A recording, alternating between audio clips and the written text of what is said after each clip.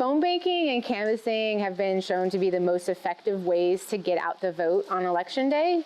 And so that's why the campaign spends a lot of money preparing packets and brochures to hand to voters in person, face to face, every weekend for the 5 to 6 weeks leading up to the election. Go and knock on doors in a neighborhood, and you usually ask people if they're planning to vote, and also answer any questions they might have about the candidates and help them make a voting plan.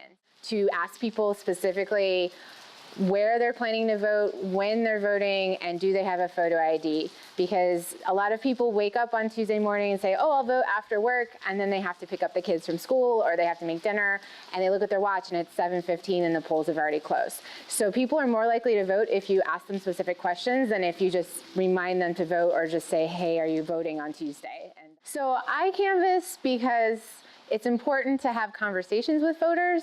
A lot of the voters I talk to typically only know things about the candidates because they've seen an ad on TV, which is usually a negative ad. And so I try to answer questions, dispel myths that they may have from TV ads, and just give them information and facts.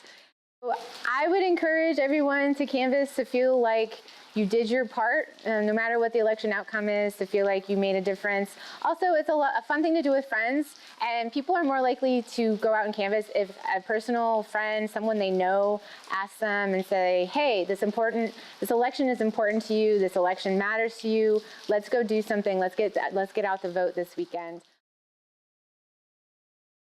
What motivates me is the campaign office is directly downstairs from Beer Run. So I know at the end of my shift, I can have a beer with friends and have some food and just chat about the different people we met while we were knocking on doors.